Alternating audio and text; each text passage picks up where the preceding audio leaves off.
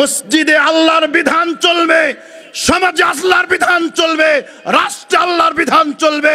যদি মেনে নিতে পারেন আপনি মুসলিম, আর যদি মানতে না পারেন আপনি টাটকা মুনাফিক ছাড়া আর কিছু হতে পারে না। রাজনীতি কাকে বলে? রাষ্ট্র পরিচালনার নীতি। মুহাম্মদ সাল্লাল্লাহু আলাইহি ওয়াসাল্লাম রাষ্ট্র পরিচালনা করেছেন নাকি করেন নাই? জোরে বলেন। হযরত আবু বকর করেছেন, হযরত ওমর, হযরত উসমান, হযরত আলী। তাহলে ইসলামের রাজনীতি আছে না নাই? ইসলামের রাজনীতি আছে তো। যদি কোনো ব্যক্তি আল্লাহর রাসূলের রাজনীতিকে অস্বীকার করে তাকে আমরা মুসলমান বলতে পারি না। ব্যক্তি জীবন, পারিবারিক জীবন, সামাজিক জীবন, রাষ্ট্রীয় জীবন, প্রত্যেকটা ক্ষেত্রে ইসলামের আদর্শ আছে না নাই? শেরপুরের যুবক ছেলেরা কথা বলতে হবে, কথা বলতে হবে, আমার কথার জবাব দিতে হবে, কোনো কথা বলা যাবে না। ইসলাম দোলনা থেকে মৃত্যু পর্যন্ত যা দরকার প্রত্যেকটা ক্ষেত্রে ইসলাম সলিউশন দিয়েছে নাকি দেয় নাই? Islam is the complete code of life.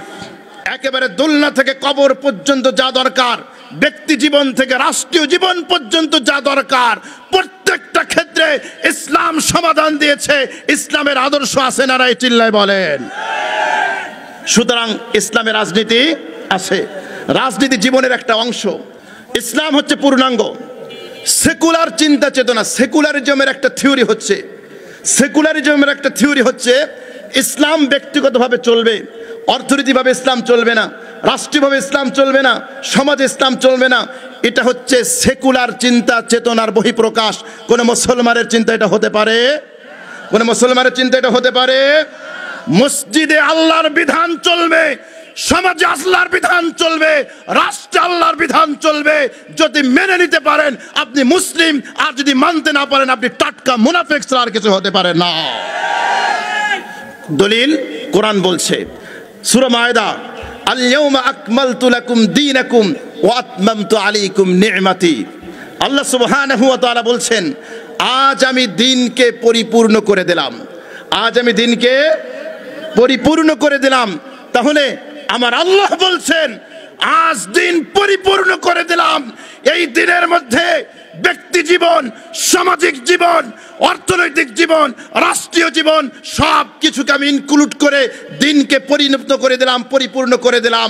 R secular যারা চিন্তা চেতনার অধিকারী, সেকুলারের ডোজ যারা গিলেছে তারা আমাদেরকে শেখাতে চায় আল্লাহর ইবাদত মসজিদে চলবে কিন্তু সংসদে চলবে না। ওরা বলতে চায় আল্লাহ মসজিদে চলবে, নামাজে আল্লাহর বিধান মানবে, সংসদে আল্লাহর বিধান মানবে না। ওরা বলতে চায় রোজায় আল্লাহর বিধান মানবে, অর্থনীতিতে আল্লাহর বিধান মানবে না। ওরা বলতে চায় যাকাতে আল্লাহর বিধান মানবে, কিন্তু ইকোনমিক্স ওরাই আল্লাহর বিধান মানতে চায় না। আমরা বলতে চাই নামাজে আল্লাহর বিধান চলবে, যাকাতে আল্লাহর বিধান চলবে, সওমে আল্লাহর বিধান চলবে, হজে আল্লাহর বিধান চলবে, সংসদে আল্লাহর বিধান চলবে। আওয়াজ দিয়ে বলেন ঠিক কিনা? ইসলাম পূর্ণাঙ্গ জীবন বিধান। রাষ্ট্রীয় যদি রাষ্ট্র যদি জীবনের অংশ হয় সেখানে বিধান দিয়েছেন কে? জোরে বলেন কে? তবে কথা আছে, আমরা ওই রাজনীতির কথা বলি না যেই রাজনীতির সংজ্ঞা দিয়েছেন আব্রাহাম লিঙ্কন। আব্রাহাম লিঙ্কনের রাজনীতির কথা আমরা বলি না। আমরা বলি আখেরি জামানার পয়গম্বর নবী মুহাম্মদুর রাসূলুল্লাহ সাল্লাল্লাহু আলাইহি ওয়াসাল্লামের রাজনীতির কথা। চিল্লায় বলেন ঠিক কিনা? ও মুসলমান ভালো করে শুনো, এদেশে যদি আব্রাহাম লিঙ্কনের আদর্শে রাজনীতি চলে, এদেশে যদি কার্ল মার্কসের আদর্শে রাজনীতি চলে, এদেশে যদি মাও সেতুংয়ের আদর্শে রাজনীতি চলে, এদেশে আখেরি জামানার পয়গম্বর মুহাম্মদুর রাসূলুল্লাহ তার আদর্শেও রাজনীতি চলবে, রাজনীতি চলবে, রাজনীতি চলবে।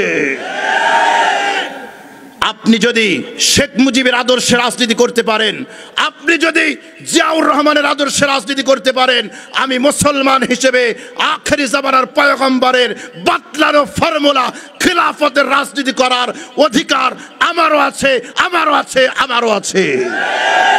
কেন থাকবে না? 30টা বছর পর্যন্ত খেলাফতের শাসন চলেছে, ঠিক কিনা বলেন? আবু বকর রাষ্ট্র পরিচালনা করেছেন নাকি করেন নাই? অবশ্যই করেছেন। তার মানে হলো আপনি যদি ইসলাম থেকে রাজনীতিকে ডিলিট করতে চান, মুহাম্মদ সাল্লাল্লাহু আলাইহি ওয়াসাল্লাম মদিনায় এসে যে কল্যাণ রাষ্ট্র প্রতিষ্ঠা করেছেন আপনি তাকে অস্বীকার করলেন।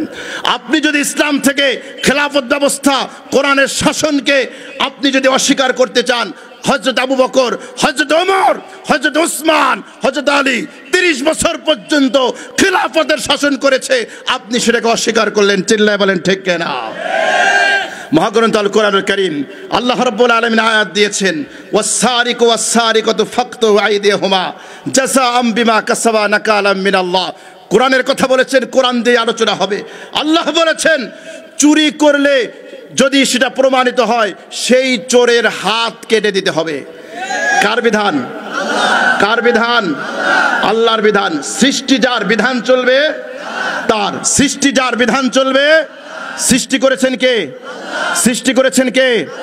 আগে লজিক বুঝাই, যুক্তি বুঝাই, এরপরে দলিল দিব। এই মোবাইল একজন প্রস্তুতকারক আছে না নাই? এই মোবাইলের তৈরিকারক আছে না নাই? সৃষ্টিকর্তা আছে না নাই? সবাই একমত? এই মোবাইল যিনি প্রস্তুত করেছেন, এই মোবাইল যিনি তৈরি করেছেন, তার কিছু ফর্মুলা আছে, আছে না নাই? তার কিছু প্রিন্সিপাল আছে। প্রিন্সিপাল কি? এই মোবাইল যদি আপনি দোকান থেকে ক্রয় করেন, কথা বলতে হলে একটা সিম কার্ড ঢোকাতে হবে। সিম কার্ড না ঢোকালে কথা বলা যাবে? যাবে না। এই মোবাইল চার্জ দিতে হলে মোবাইলের সাথে একটা চার্জার থাকবে, ইলেকট্রিসিটির সাথে সংযোগ দিতে হবে, তা না হলে চার্জ হবে না।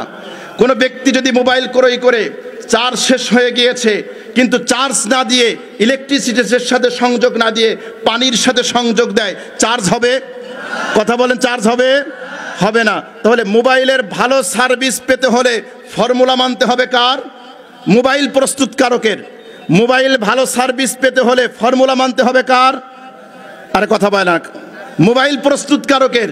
মোবাইল প্রস্তুতকারকের ফর্মুলা না মানলে, বিধান না মানলে, বিধান না মানলে এই মোবাইল ভালো সার্ভিস দিবে? ভালো সার্ভিস দিবে? সবাই একমত? সবাই একমত? এবার বলেন, মানুষের স্রষ্টাকে, মানুষকে প্রস্তুত করেছেন কে?